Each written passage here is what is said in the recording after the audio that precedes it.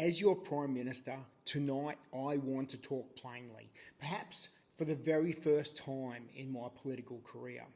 We are a proud country, a big, brown, sunburnt land with empty spaces, over-leveraged households and an economy so hollowed out that it echoes when Treasury taps the side of it now.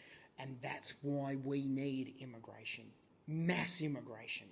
Now, I know some of you are concerned and you're worried. You're worried about congestion, your wages, housing, identity, cohesion, pressure on services, and of course your kids being priced out of their own suburbs. These are, of course, valid points. But let me explain. None of this is about you. You see, our entire Australian economic model is built on population growth. Productivity is really fucking hard. Innovation takes time. So instead, what we do is we grow GDP by importing humans. It's faster, and we get to look way cleverer in Canberra. When their GDP goes up, the headlines say, we're thriving. So, sure, you might be eating beans and living in a shoebox under a bridge with maybe 5 other families, but look, the economy grew by 2.1%. That's all that matters.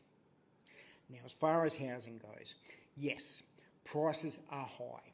Yes, rents are insane. Yes, the infrastructure is crumbling. But that's your fault for not getting richer sooner.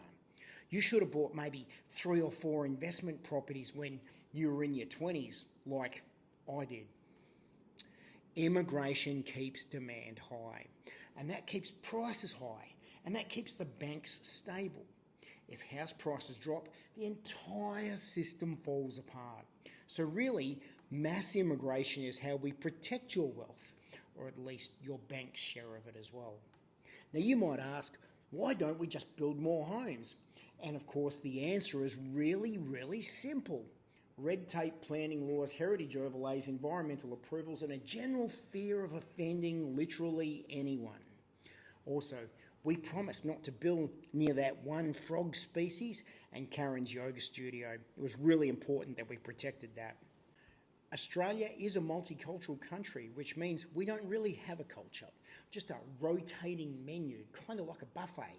As long as everyone spends money, votes correctly, and keeps their grievances under 280 characters, we consider it integration that's been successful. You might feel like a foreigner in your own neighbourhood, but that's perfectly normal. That's what we consider progress. Besides, if you complain about it, we have a special word for you that ends all discussion: racist. Now, why so many students? It's a great question. Well, the truth of it is they pay. They pay fees, they pay rent, they work, they buy things.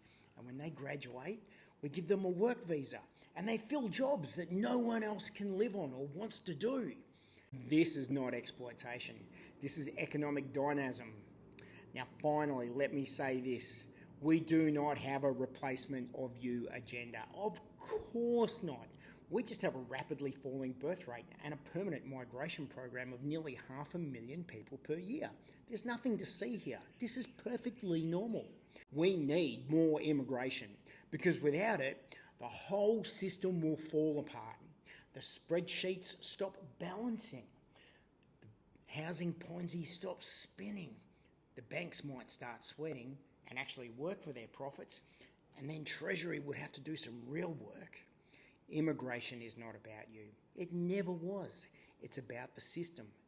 And the system doesn't work without you quietly getting screwed. Thank you. And remember, diversity is our strength. GDP is your comfort.